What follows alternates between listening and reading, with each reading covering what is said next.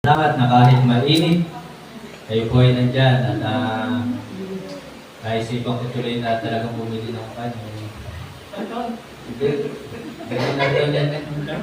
Yung air cooler. Silalagyan niya yun. Mahal? Pero, basta yun, plano po natin, pag ito nangyari na yung kalaldian at sasahan na natin ito, hollow blocks, and then papayag na natin ito. Amen. Okay, by the grace of God po yun, sa Panginoon po tayo tayo po tumayo at muli buksan po natin ang ating po mga Bible sa John chapter 19 at basahin po natin ang verse 28 to 30 ng sabay-sabay. Itutuloy po natin ang 7 last words ng ating pong Panginoong Jesus. John chapter 19 verse 28 to 30. Nakita na po ba? Isang malakas at masaya, amen? Amen. Basahin natin ang sabay-sabay. Ready? Read. After this, Jesus, knowing that all things were now accomplished, that the scripture might be fulfilled, said, I thirst. Now there was a set of vessels full of vinegar, and they filled a sponge with vinegar, and put it upon hyssop, and put it to his mouth. When Jesus therefore had received the vinegar, he said, It is finished, and he bowed his head and gave up the ghost. Tayo po lahat ay umukupong tayo po manalangin. Dakilang Diyos na makapangyarihan sa lahat. Maraming salamat po sa kaligtasan na iyo pong kaloob sa amin. Sa buhay na walang hanggan. Kung wala ang sakripisyo ng aming Panginoong Jesus, walang kaligtasan na mangyayari sa aming mga lahat. At salamat po, tunay na talagang matinding sakripisyo ang kanya pong ginawa. Kaya sana sa aming pong buhay, patuloy namin itong pahalagahan at ibahagi sa aming pong kapwa na ang kaligtasan ay sa pamamagitan ng pananampalataya, ang tagapagligtas ay walang iba kundi ang aming Panginoong Jesus. Na ang aming Panginoong Jesus ay namatay sa krus dahil sa aming mga kasalanan, nalibing at muling nabuhay. Ang kaligtasan ay hindi sa gawa, ang kaligtasan ay hindi sa relihiyon. Nawa ito po ay malaman ng mga taong hindi nakakalam sa katotohanan. Gamitin mo po kami sa pagpapahayag ng katotohanan. Dalangin ko po aming Diyos sa oras nito, pagpalain mo po ang pagsamba ngayong oras nito, pagpalain mo po ang buhay ng bawat isa, pagpalain ang kanilang trabaho, pagpalain ang kanilang mga mahal sa buhay, pagpalain ang kanilang pong pag-aaral. Nawa ang kanilang pong mga mahal sa buhay ay maligtas din po, makasama po dito tuwing araw ng linggo sa pagsamba, na sila din po ay mabautismuhan. Nawa patuloy mo po ilagay sa aming puso ang pag-aakay ng kaluluwa, pagbabahagi ng kaligtasan. Maraming salamat po Ama sa kaligtasan. Banal Espiritu, puspusin mo po kami pangunahan sa lahat ng aming gagawin, pagkalooban ng knowledge at wisdom, understanding sa inyo po banal na salita. Aking pinabalik sa iyo Ama lahat ng papurit pa sa salamat. Ito po ay aming dalangin sa pangalan po ng aming Panginoon Jesus. Amen. So, kahapon may nagtanong sa akin, ano daw yung civil engineering? Ano daw yung ginagawa ng civil engineering? Sabi ko, gumagawa ito ng tinapay. Okay. So, hindi ko po alam kung anong ginagawa ng civil engineering. Okay. So, isang mapagpalang hapon po. So, 7 last words pa rin po ang title ng mensahe ngayong hapon. At ito po yung panglima na sinasabi ko ng ating Panginoon Jesus, I thirst. Na bilang isang Diyos na nagkatawang tao, mga kapatid, tayo bilang tao, kung tayo nauuhaw, yun din po ang nararamdaman ng Panginoon Jesus. Kung tayo po ay nakakaramdam ng pagod, kung tayo po nakakaramdam ng init, kung tayo po nakakaramdam ng gutom, yun din po ang nararamdaman ng ating Panginoon Jesus. Sapagkat siya po ay 100% human, na talaga siya po ay 100% na tao. Pero huwag po natin kalilimutan na siya po ay 100% na Diyos.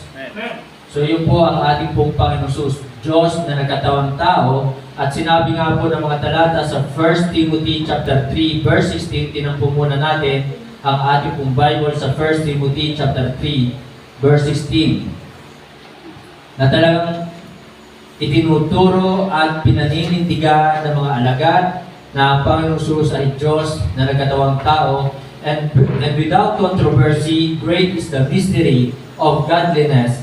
God was manifest in the flesh, justified in the spirit, seen of angels, preached unto the Gentiles, believed on in the word, received up into glory. So malinaw po na talagang Diyos na nagkatawang tao na hayag sa laman. At yun nga po ay ang ating po Panginoong Jesus. At ang sabi pa rin po ng 1 John chapter 5 verse 20 na sinasabi po dito, and we know that the Son of God is come and hath given us an understanding that we may know Him that is true, and we are in Him that is true, even in Son Jesus Christ. This is the true God and eternal life.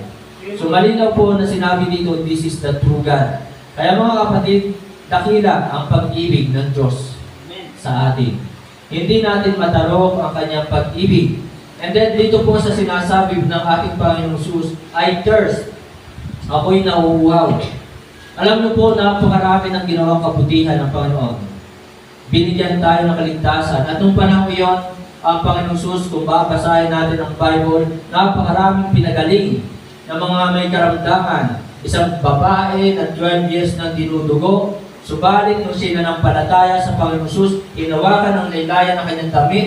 So nandoon ang kanyang pananampalataya, mahipo ko lamang ito, ako ay gagaling. So walang anumang doktor, walang sino mang doktor ang nakapagpagaling sa babae ito, walang anumang gamot ang nakapagpagaling sa babae ito, kundi pananampalataya. Kaya mga kapatid, ang daming ginawang kabutihan ng Panginoong Jesus noong panahon iyon. At siya po ay nagpakain ng 5,000 katao na sa pamamagitan lamang ng 2 tinapay, I think 2 tinapay, and then ilang pirasong isda, pinakain ay 1,000 katao. So himala ang kanyang ginagawa, at ang Panginoong Jesus noong panahon iyon ay talagang nagpapalayas ng mga evil spirit. Ganon kadakila, ganon kabuti ang ating Panginoong Jesus. And yet, anong ginawa dito? Binigyan ng suka, binigyan ng abdo. I thirst, na ako'y nauuhaw, sabi ng Panginoon Jesus. Ang iginanti sa Kanya ay kasamaan. Ang iginanti sa Kanya ay kalupitan. Hindi naging sapat sa mga taong ito ang pagkapako ni Kristo. Hindi naging sapat sa mga taong ito ang koronang tinik na mga tinik na ito ay bumaon na mismo sa ulo ng ating Panginoon Jesus. Hindi naging sapat sa kanila ng mga sugat, mga latay sa katawan ng ating Panginoon Jesus. At pagkatapos ay ginawan pa talaga, binigyan pa ng suka at binigyan pa ng abdo. So makikita po natin dito mga kapatid, mga minamahal, the full forbearance. Yung sukdulang pagtitiis ng ating Panginoong Jesus na talagang hanggang ngayon, ang Panginoon ng ating Diyos ay nagtitiis sa mga taong nagsasabing ligtas. Ano po ba? Napakaraming tao ngayon nagsasabing ligtas, nagsasabing sila'y anak ng Diyos.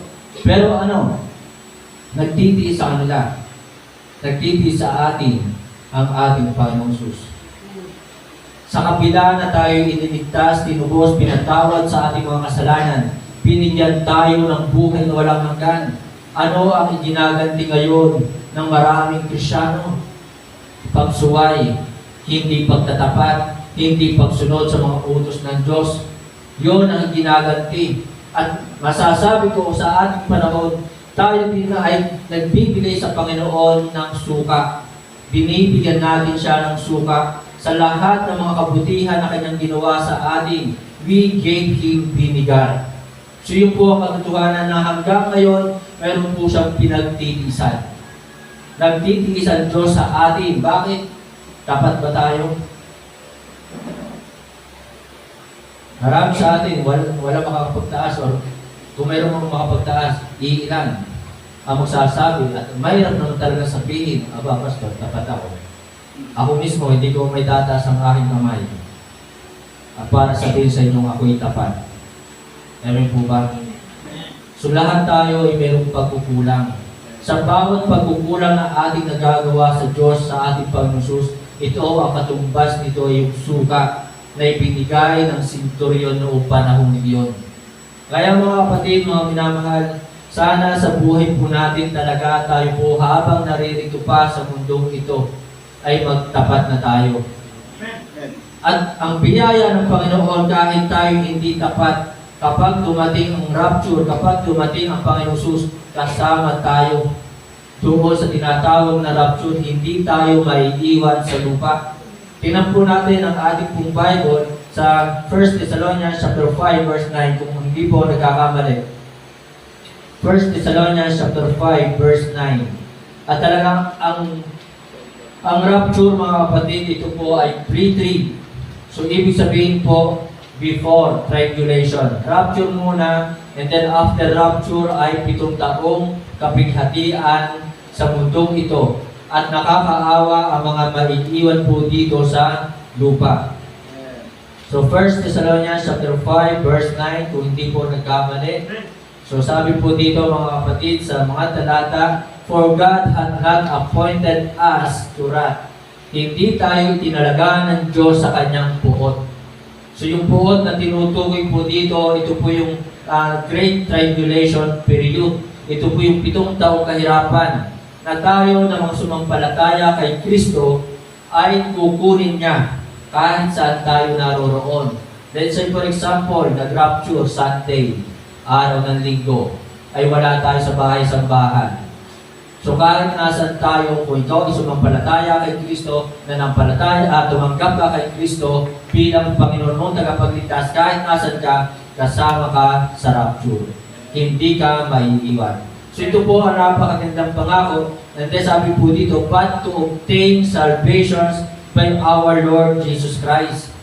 So upang magkamit ng kaligtasan sa pamamagitan ng ating Panginoong Hesus Kristo. Ito ang biyaya ng Diyos. So mga kapatid, mga minamahal, ano ang ating igaganti doon sa sakripisyo ng Panginoon? Ano yung ating igaganti sa kabutihan, katapatan, pagmamahal ng Diyos sa atin? Hindi natin talaga maisip yung kanyang pagmamahal sa atin, ang kanyang pagmamahal. Kahit siya'y nasa kahirapan, kahit siya'y nag-aagaw buhay, hindi nagbago, hindi nabawasan ang kanyang pagmamahal sa atin. Amen po ba? Ay ngayon, minsan, sa mga... Ako naman nagpapasalamat sa mga mag-asawa dito. Sila talaga nananatili sa isa't isa. Amen po ba? Amen ba, Brother Rocky? Napaka-sweet ng dalawang yan. Okay? So, minsan kasi, sa mundo ng mga walang pagkakilala kay Kristo, kapag nagkaroon ng away, ano agad na sinasabi nila? Iwalay na tayo, divorce na tayo, mag-apply na tayo ng divorce, anal na tayo. Nagkaroon lamang ng kunting problema, ang gusto agad ay makahanap ng iba. Ang gusto, yun, Eva talaga. Makahanap ng Eva. Yun agad ang gusto ng mga lalaki. Nagkaroon lamang ng kunting pagkukulang si Mrs.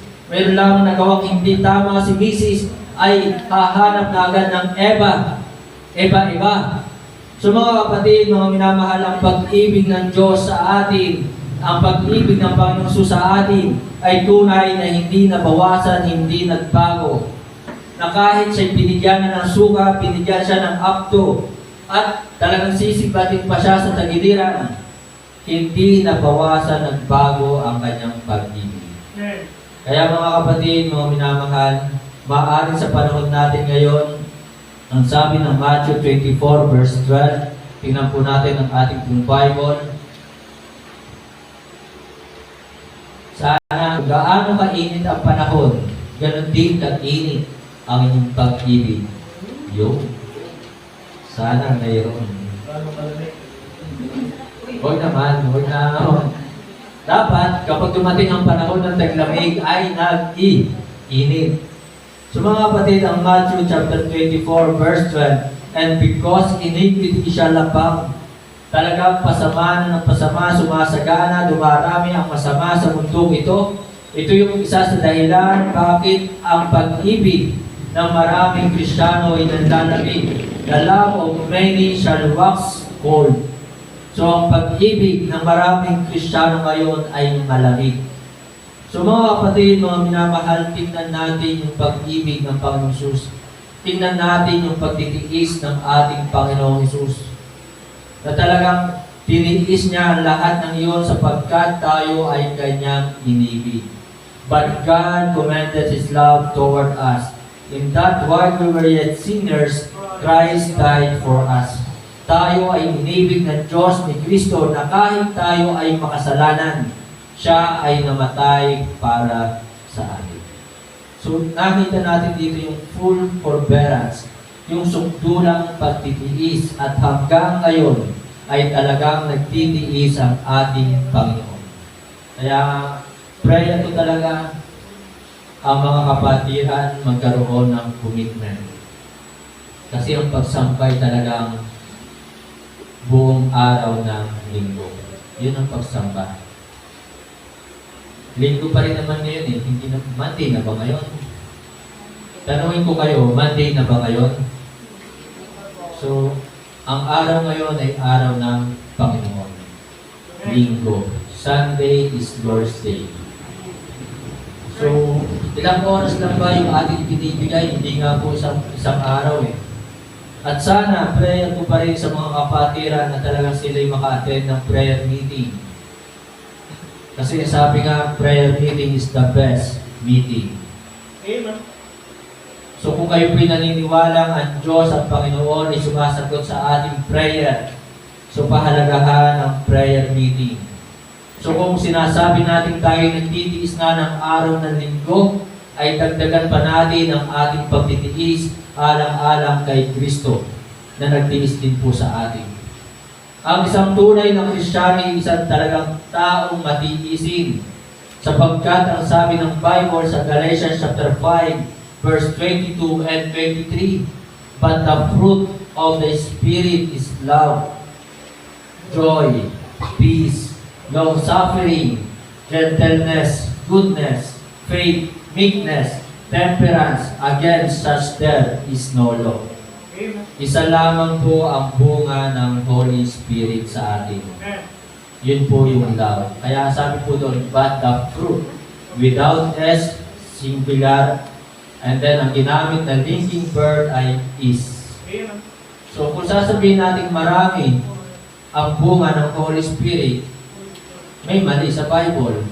Kasi magiging wrong grammar po yun. Kaya mga kapatid, mga minamahal, it follows kasi na kapag tayo nagmamahal, di ba, Ate Ruth, Kuya Luis, kayo nagmamahalan. So dahil sa pag-ibig, aray, parang ayaw ha. Di ba? Dahil sa pag-ibig ay nagagawang mag-tiis. Di ba, Brother Andrew, Sister Mylene? Dahil sa pag-ibig ay nagagawang mag-tiis. So hindi ko alam kung sino sa inyo naghihilig sa gabi. Di ba, pinagtitiisan, kung halimbawa ang isang lalaki naghihilig, so si Mrs. ay nagtitiis na habang buhay, katabi niya ay naghihilig. Natawa, oh. Di ba?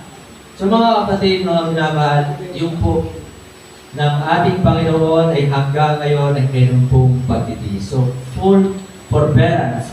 And then next po mga kapatid, mga minamahal, verse 30, ng John chapter 19, verse 30. Tinan po natin ang ating pong Bible sa John chapter 19, verse 30. Sabi po dito sa verse 30, it is finished. So mga kapatid, ang sinasabi po dito ng Panginoon Jesus na it is finished, tapos na yung ginagawang pagsasakripisyo ng mga Israelites po noon. Tapos na ang kanilang mga ceremonial laws, yung mga rituals na kanilang ginagawa. Tapos na ang kanilang ginagawang paghahandog ng mga tupa na walang kapintasan. Yun po yung sinasabi dito na it is finished. Hindi po ibig sabihin nito na tapos na ang paggawa sa buhay natin ng ating Panginoong Jesus. Kasi hanggang ngayon, ang Panginoon ay gumikilos at gumagawa sa ating mga buhay. So yun po ang sinasabi dito na it is finished. Tapos na ang paghahandog na yan. So mga kapatid, na makikita po natin dito, the finale, ang katapusan. katapusan ng mga sakripisyong paghahandog ng mga tupa walang kapintasan, mga tupa na malinis. Tapos na yung ginagawa ninyong pagbibisit ng dugo. So mga kapatid, ang sabi po ng Hebrews, tinan po natin ang ating pong Bible sa Hebrews chapter 9 verse 12. Hebrews chapter 9 verse 12.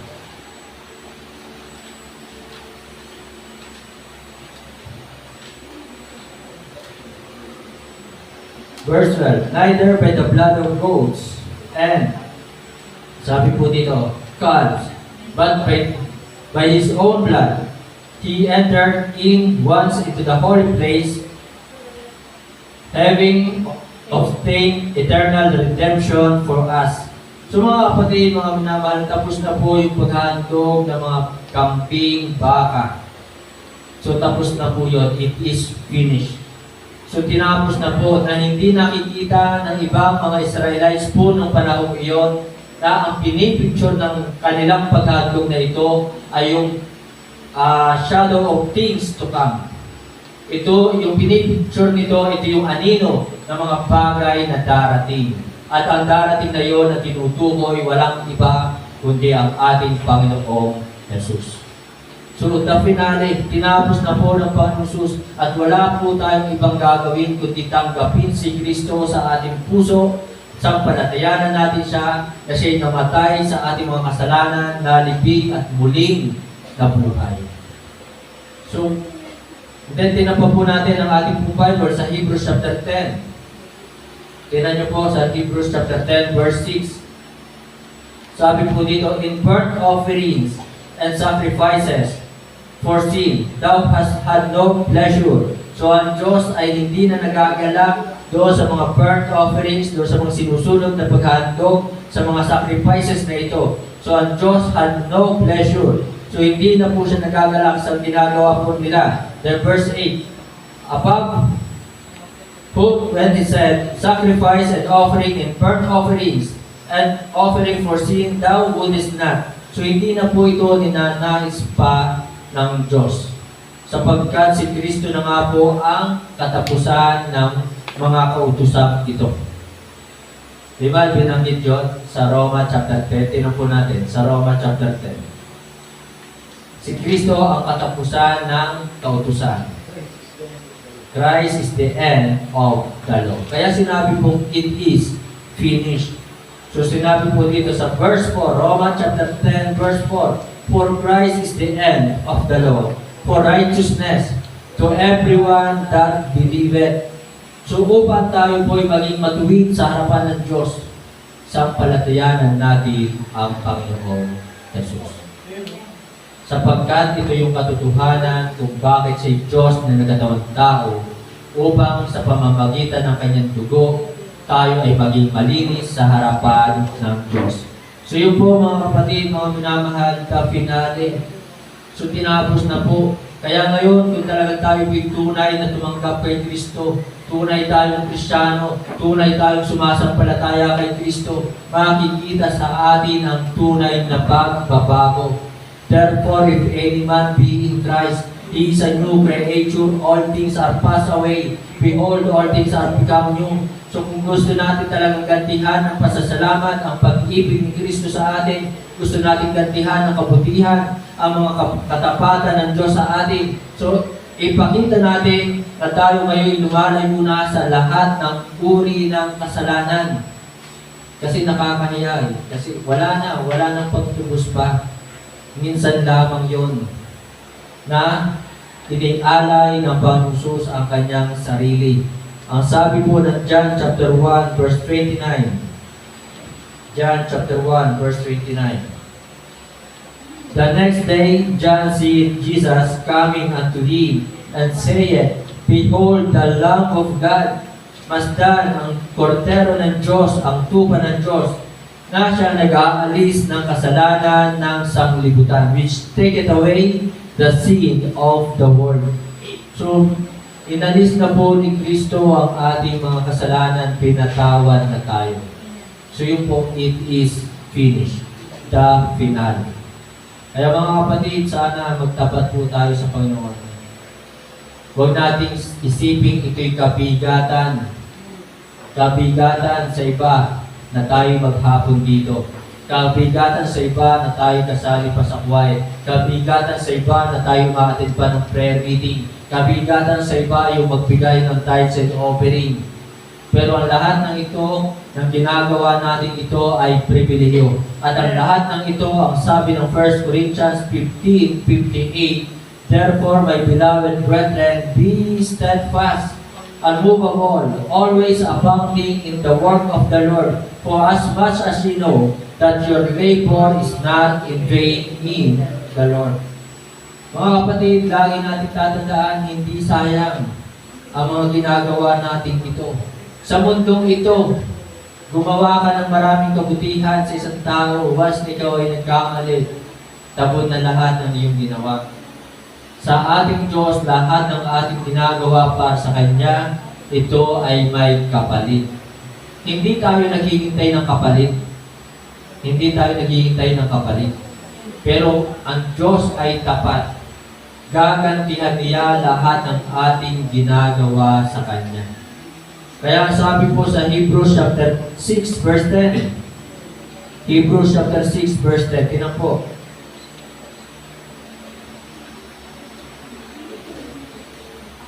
For God is not unrighteous to forget your work of labor of love.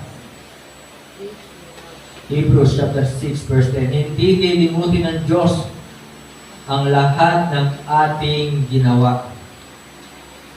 Kaya talagang napakabuti ng Diyos. Ang Diyos ay talagang napakatalino. Ang Diyos kailanman ay hindi nakalimot. So sabi po dito sa verse 10, for God is not unrighteous to forget your work and labor of love, which ye have shown toward His name, and that ye have ministered to the saints and to minister. So, yan po ang hindi lilimutin ng Panginoon. Kaya, kung ang isang politiko ay nakay Kristo, ang kanyang ginagawa may kabuluhan. Pero kung ang isang politiko ay wala sa Panginoon, mauwi ang lahat sa walang kabuluhan. Sapagkat sinasabi ng Bible, kung ano yung ginawa natin sa pangalan ng Panginoon, yun talaga ang hindi niya lilimutin. Kaya sana may pag-pray na talagang ang inyong mga gustong maupo sa posisyon ay maligtas at sana magkaroon tayo ng isang Christian leader or godly leader sa bansang ito, sa bayang ito. Mahirap kasi kung ang isang namumuno, mahirap kung isang nanunungkulan ay walang takot sa Diyos.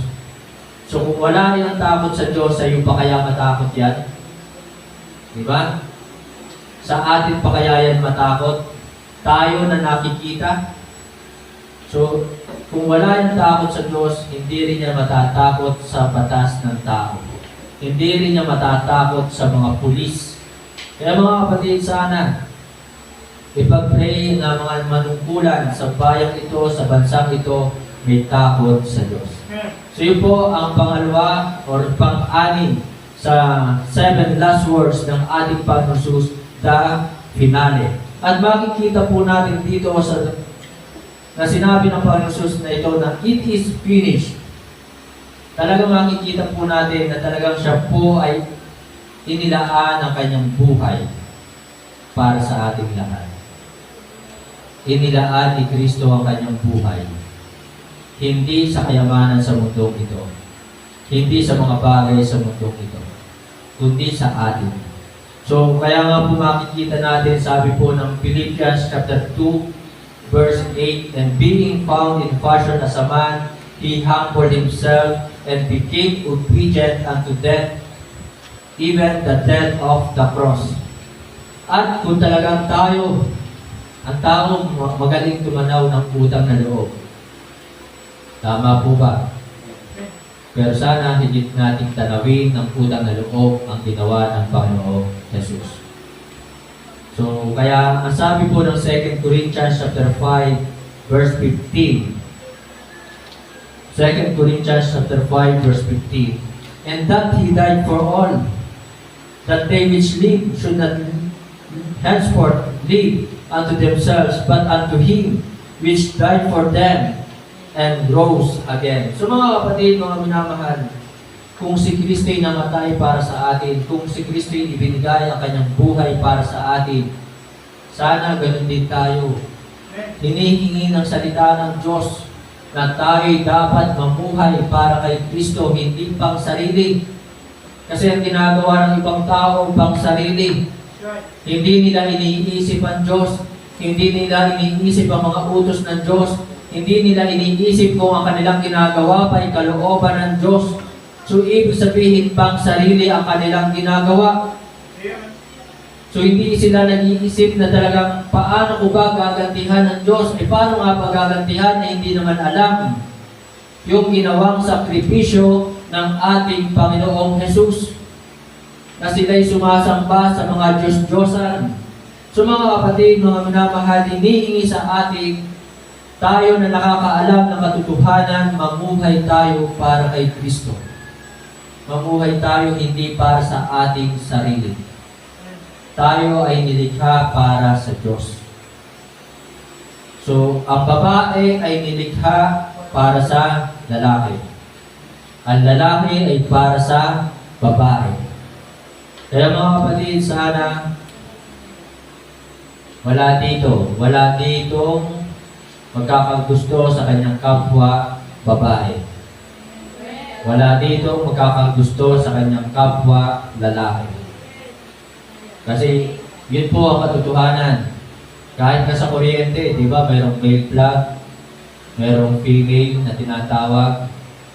So itinuturo doon yung two gender. So buti pa nga sa hayop eh. Di ba? Mayroon ba kayong nakitang baboy, barakong baboy, binabanan ang kanyang kapwa, barakong baboy? Ay, para bagang masahol pa talaga ang tao. So, yun ang masakit na katotohanan. So, sa barakong baboy, ito ay dinadala doon sa inahing baboy. So, aso. Oh, may nakita na ba kayo ng parehong lalaking aso? Na nagkampitan. Wala, di ba? Tunay naman eh. Hindi naman po ako nagbibiro at walang halong mali siya. Tama po ba? So, yun po, na talaga ang lalaki ay para sa babae, ang babae ay para sa lalaki. So mga kapatid, mga minamahal, kafinale, tinapos na po ng Panginoong Hesus. Kaya ngayon, kung tayo po ay talagang tumanggap kay Kristo, ay talagang layuan natin, iwasan natin ang anumang uri ng kasalanan. Last, mga kapatid, ang sabi po ng Luke 23 verse 46. Luke 23. Sino kaya yung hindi ka-sure na yun? Okay. So, Luke 23 verse 46. Tingnan po natin ang last word ng ating Panginoong Hesus, sa 7 last words. Sabi po nito, Father, I commend into thine hand I commend my spirit. So yun po ang sinabi ng verse 46. Father, into thine hands I commend my spirit. So makikita po natin dito, the finisher. Si Kristo ang ating tagapagtapos. Si Kristo ang ating finisher. Looking unto Jesus, the author and finishers of our faith, who for the joy that was set before Him endured the cross, despising the shame, and is sat down at the right hand of the throne of God. So, kung inyo talagang iisa-isahin yung mga salitang binasa natin, despising the shame. Winalan niya ng kabuluhan o halaga yung kahihiyan. Tinanggap niya yung kaparusahan na hindi naman siya karapat-dapat sa kaparusahang iyon. Tayo ang dapat mapako sa krus. So mga kapatid, the finisher, ang ating Panginoong Hesus, makikita po natin dito, He remained faithful. Na natili siyang tapat hanggang sa huli. Amen po ba? Hanggang maging buhay ang maging kapalit nito. Siya po ay nanatiling tapat. Walang masamang lumabas sa kanyang bibig. So sa kahuli-hulihang salita, Father, into thine hands I commend my spirit. From the beginning, sabi niya, Father, forgive them, for they know not what they do. Kaya sana mga kapatid, sa ating pagsasalita, huwag na huwag tayo mariringgan ng mga PI o ng mga old. Di ba? Di ba? Huwag. Bilang tayo mga Kristiyano, huwag tayo mariringgan ng mga masasama o malalaswang salita. Huwag nating tutularan ang ibang tao na para bagang expression na nila yung magmura. Napakataas ng kanilang pinag-aralan, pero dahil bastos ang kanilang bibig, dahil ang kanilang bibig ay puro pagmumura, ay para din silang walang mga pinag-aralan. Kaya mga kapatid, ito yung makikita natin sa ating Panginoong Jesus, na talagang walang anumang masamang salita. At ang kanyang prayer sa bandang huli, Father, into thine hands I commend my spirit. Na talagang nandoon ang kanyang pagtitiwala sa Diyos, sa Ama na nagsugo sa kanya. Maaaring sinabi niya, my God, why hast thou forsaken me? Pero at the end, Father, into thy hands I commend my spirit. So mga kapatid, mga minamahal, mapagkakatiwalaan natin ng Ama. Ang Ama na sinugo yung anak, na talagang kahit mahirap, at ang anak na ito hanggang kamatayan ay nagtiwala sa Ama. Kung ang anak ay nagtiwala sa Ama, dumanas ng matinding hirap, tayo pa kaya ang hindi magtiwala sa Ama?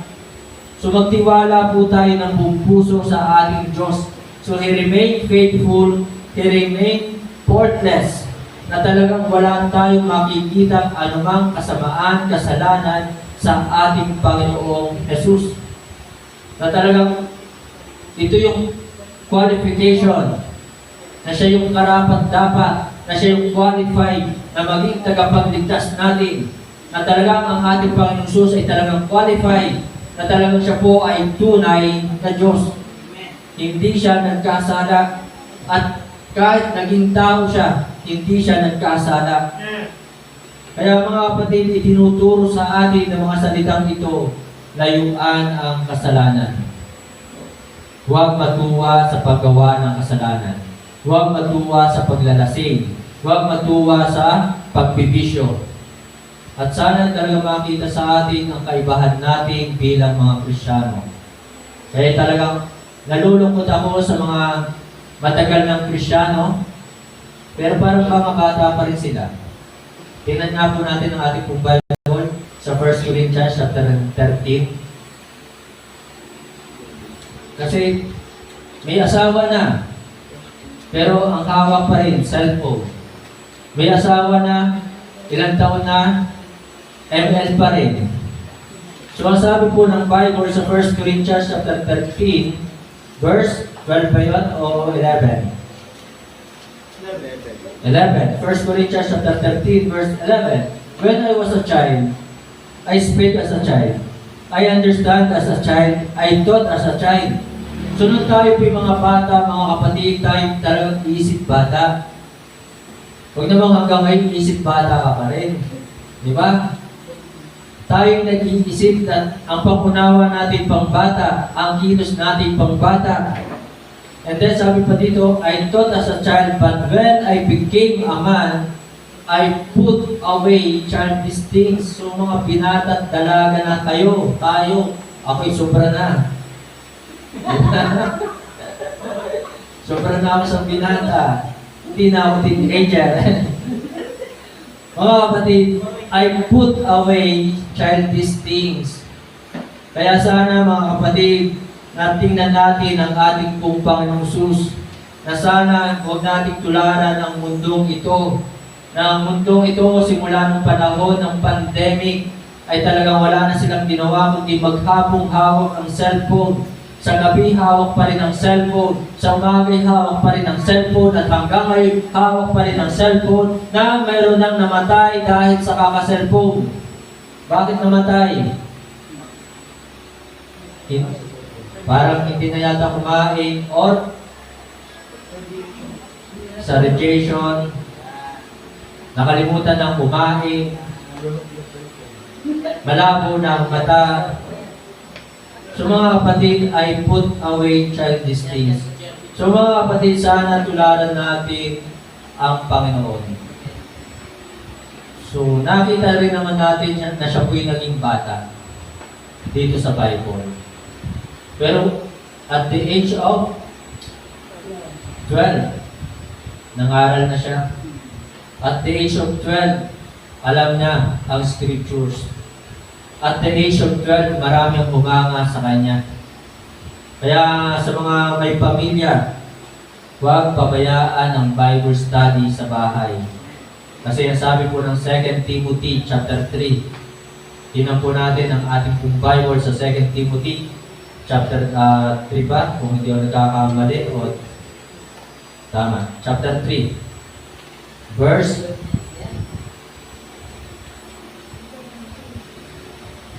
15. And that from a child thou hast known the Holy Scriptures. So si Timothy, simula pagkabata ay tinuruan ng kanyang nanay.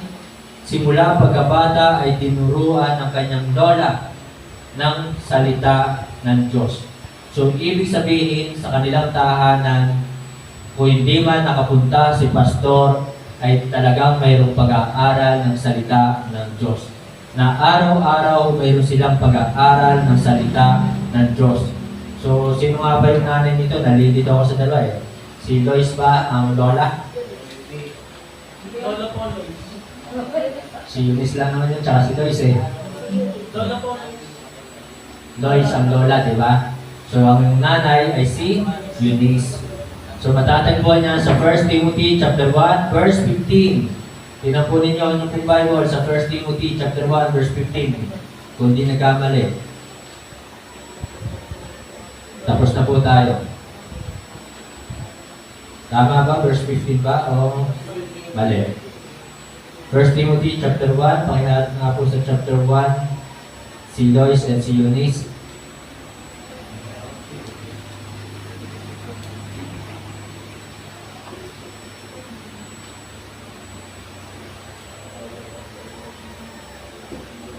Brother Edwin, nakita ba? Sa 1 Timothy chapter 1. 2 Timothy chapter 1. Yun. Verse 5.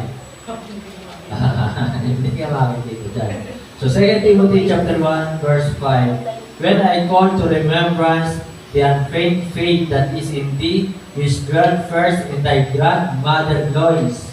So ang lola ni Timothy ay si Lois, and his mother is Eunice. And I am persuaded that in thee also. Kaya mga kapatid, mga minamahal, huwag pabayaan ang Bible study sa bahay. So, Brother Aki, praying na bago matulog, nakakapag-Bible study kayo. Then, yan, Brother Andrew, diba? Brother Luis, at sa mga may planong mag-asawa, sa mga planong may mag-asawa, ay talagang dapat ay mayroong Bible study sa tahanan. Ano po? So mga kapatid, the finishers, remain faithful, remain faultless, and then Hebrews chapter 10 verse 17, tapos na po tayo. Hebrews 10:17. Verse 7. Hebrews chapter 10 verse 7. Ang sabi po ng Bible sa Hebrews chapter 10 verse 7, at ang cross-references po nito, yung Philippians chapter 2 verse 8, Hebrews 10 verse 7, sabi po dito, Then said I, Lo, I come in the volume of the book, it is written of me, to do thy will, O God. So yun po, to do thy will of God, O God. So the finisher remain follower of God's will, na natiling tagasunod ng kalooban ng Ama. Kaya ganun din po sa buhay natin, na habang may lakas tayo, may buhay tayo, nandito tayo sa mundo, ay talagang patuloy nating sundin. Kasi ang hirap sabihin, Christian tayo, na si Kristo tinanggap nating Panginoon. Kaya nga Christ-like or Christian, tagasunod ni Kristo. So kung si Kristo ay naging masunurin sa kalooban ng Ama, maging ganun din po tayo. To God be the glory, tayo po tumayo. Tayo po yung muko, bumiki, tayo po yung manalangin. Ama namin Diyos sa langit, muli salamat po sa inyo pong banal na salita na amin po ng pag-aralan. Nawa ito po'y tumingo sa puso't isipan ng bawat isa. Ito mga 7 wika ng aming pong Panginoong Sus. Ito mga 7 huling wika na talagang punong-puno ng mensahe po sa amin. Nawa po Panginoon, kami po ay maging tapat din po na yung natitira sa aming pong buhay ay talagang huwag na po namin sayangin pa. Na yung natitirang ito sa aming pong buhay na yung pong kaloob sa amin ay maging kagamit-gamit po sa iyong pong kalooban. Hindi po sa pansarili lamang, hindi po sa makamundong bagay sa mundong ito. Salamat po sa buhay ng bawat isa na sila po ay nagsakripisyo. Nang ngayon po ay talagang mainit ang panahon, wala po kami ditong aircon at maaaring meron lamang kami ditong electric fan. Pero ganun pa man, ramdam pa rin po namin ang init. Dalangin ko po na kayo po Ama siyang patuloy na magbigay sa kanila ng kalakasang espiritual, kalakasang pisikal, at pagpalain mo po ang kanila pong mga trabaho. Salamat po Ama sa maghabong panambahan. Salamat sa mga mensahe. Aking ibinabalik sa iyo lahat ng papurit at pasasalamat. Ito po'y aming dalangin sa pangalan po ng aming Panginoon Jesus. Amen.